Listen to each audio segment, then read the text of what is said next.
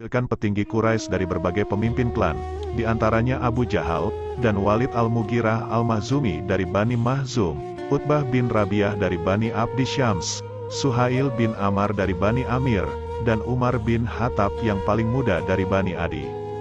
Serta para ketua Quraisy lainnya sedang bermusyawarah membahas isu kenabian Nabi Muhammad Shallallahu Alaihi Wasallam.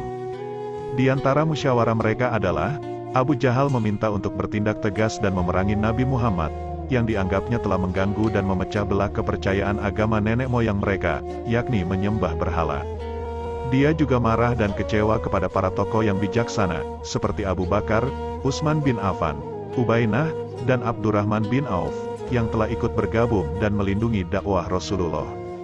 Abu Jahal mempertanyakan kenabian Nabi Muhammad. Dia berkata mengapa Muhammad yang dipilih sebagai nabi, mengapa bukan dia atau Quraisy lainnya yang lebih kaya dan terpandang. Sementara di luar Darun Nadwa, Amr bin As terkejut dengan kata-kata Bilal yang sangat bijaksana dan cerdas. Menurutnya budak dengan kecerdasan akan lebih berbahaya daripada budak yang ahli bermain tombak. Walid al-Mughirah lalu berpendapat, dia meminta Abu Jahal menunggu waktu yang tepat untuk memerangi Nabi Muhammad. Sementara Abu Walid atau Utbah bin Rabi'ah berpendapat lebih bijak, bahwa Nabi Muhammad tidak mungkin berbohong atas kenabiannya, dan menyebarkannya kepada orang lain, sehingga hal itu tidak perlu dikhawatirkan, karena Tuhan tidak perlu pertimbangan siapapun yang dikehendakinya untuk menjadi nabi.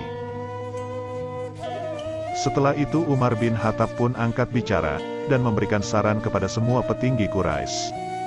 Menurutnya, untuk menghentikan dakwah Nabi Muhammad, harus meminta pamannya sendiri Abu Thalib, untuk membujuk Nabi Muhammad menghentikan dakwahnya. Karena hanya pamannya lah yang mungkin bisa didengar oleh Rasulullah. Saran Umar itu pun diterima oleh para petinggi Quraisy, tapi Abu Jahal tak terima dengan saran Umar yang tak berpihak kepadanya. Menurutnya, seorang Umar telah mempermalukannya di depan Utbah. Dia sangat ambisi untuk menghentikan dakwah Nabi Muhammad, demi jabatan pemimpin suku Quraisy. Dia tidak ingin Nabi Muhammad mengambil alih kekuasaannya, sehingga dia akan melakukan apapun sampai Bani Hashim berhenti mendukung Rasulullah. Di sisi lain, Abu Sofyan mempertanyakan sikap Utbah mertuanya sendiri, pada pertemuan di Darun Nadwa yang bertentangan dengan Abu Jahal. Utbah lalu menjawab, sebenarnya mereka tidak marah dengan Nabi Muhammad, khususnya Abu Jahal, dia hanya iri kepada Nabi Muhammad dari Bani Abdul Manaf, dan kedua cabangnya Bani Hashim dan Bani Abdi Syam, yang dipilih Allah sebagai nabi. Menurutnya Abu Jahal adalah orang bodoh dan licik, sehingga jika dibandingkan dengan tali sepatu Nabi Muhammad, maka lebih berharga tali sepatu Nabi Muhammad daripada Abu Jahal. Hindun lalu datang dan berkata, bahwa mereka harus setuju dengan Abu Jahal dan seluruh Quraisy, yakni menentang dakwah Nabi Muhammad. Sementara Abu Lahab dan istrinya mulai panas dengan dakwah Rasulullah, terutama Abu Lahab, yang masih malu dan terhina ketika seluruh Bani Hashim lebih percaya kepada Abu Thalib dibanding dirinya. Mereka lalu berencana untuk mengganggu dan membuat teror terhadap Nabi Muhammad. Di sisi lain, Umar bin Khattab mendatangi rumah adiknya Fatimah al-Khattab. Dia bertemu juga dengan iparnya Said bin Zaid, dan saudaranya sendiri Zaid bin Khattab.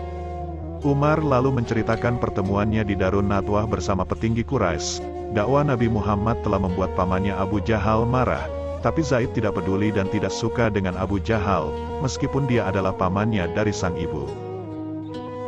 Dia tidak suka mengabdi kepada Abu Jahal, dia lebih memilih mengabdi kepada Umar yang jauh lebih bijaksana dan memiliki pemikiran yang baik untuk menentukan suatu keputusan. Beberapa saat kemudian, istri Abu Lahab melancarkan aksinya. Dia membawa seikat akar kayu dan meletakkannya di depan rumah Nabi Muhammad untuk membuatnya kotor. Di sisi lain, Abu Bakar dan Utsman bin Affan memberi nasihat kepada kaum muslimin di atas bukit. Dia berkata, jangan berkecil hati dengan kelemahanmu dan sedikit jumlahmu, atau dengan kekuatan yang dimiliki petinggi Quraisy dan arogansinya. Demi Allah, di mana tidak ada Tuhan selainnya, apa yang Allah dan Rasul-Nya janjikan akan terjadi. Agama ini akan tersebar hingga titik terjauh di timur dan barat, dan Tuhan akan memberikan kerajaan Persia dan Bizantium. Jangan terlalu dipikirkan, jangan biarkan kebencian kaum Quraisy terhadapmu menyebabkan engkau putus asa terhadap mereka. Sikap yang buruk harus dibalas dengan sikap yang baik, jika tidak maka musuh akan menang karena berhasil membuat kita sama seperti mereka. Di sisi lain terjadi perdebatan antara Bilal dan Wahsy. Bilal menyayangkan cara Wahsy menyerangnya saat berduel, menurutnya dia telah keterlaluan. Tetapi Wahsy membantah, itu dilakukan hanya untuk menyenangkan tuannya. Terdapat perbedaan pandangan antara Bilal dan Wahsy, di mana Wahsy hanya bisa pasrah dengan nasibnya sebagai seorang budak, dan tidak akan ada harapan baginya memperoleh kehidupan layaknya orang-orang bebas. Sementara Bilal lebih optimis, dan memiliki keyakinan untuk bisa merubah dirinya dari kekangan sebagai budak di masa depan. Abu Thalib lalu bertemu dengan para petinggi Quraisy. Walid Al-Mughirah lalu meminta Abu Thalib dengan keras, untuk menyampaikan hasil pertemuan mereka kepada Nabi Shallallahu Alaihi Wasallam, yakni menghentikan dakwahnya. Dia lalu mengancam, bahwa petinggi Quraisy akan bertindak sendiri dan membinasakan Abu Thalib beserta kaumnya, jika dia tidak menyampaikan pesannya kepada Nabi Shallallahu Alaihi Wasallam. Meskipun Umar berdiri di pihak petinggi Quraisy, tapi dia tidak setuju dan sangat menyayangkan tindakan yang tidak bermoral para petinggi Quraisy kepada Abu Thalib. Umar lalu berkata kepada Zaid dan Ayas, jika petinggi Quraisy meminta Abu Thalib menyerahkan Nabi Muhammad kepada mereka, maka sama saja menjatuhkan kehormatan dan menghina Abu Thalib. Sementara orang Quraisy dikenal sangat menjunjung tinggi kehormatan dan persaudaraan. Raihana kembali membujuk Wahsy untuk menikahinya, namun Wahsy tetap belum bersiap. Utbah bersama Al-Walid lalu bertamu ke rumah Hudzaifah. Dia lalu terkejut mendapati Hudzaifah sedang makan bersama budaknya bernama Salim. Utbah lalu marah kepada Hudzaifah sambil berkata, apa yang akan dikatakan seluruh Quraisy, jika mereka tahu anak Utbah pemimpin Bani Abdi Syams, makan bersama budaknya. Tapi Hudzaifah meminta ayahnya tidak peduli dengan hal tersebut.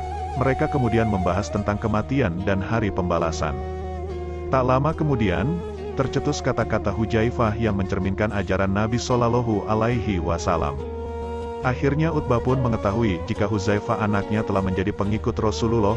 Dengan sangat marah, Utbah lalu pergi dari rumah Hudzaifah. Di sisi lain, Abu Lahab melancarkan aksinya membuang kotoran di depan rumah Nabi Muhammad.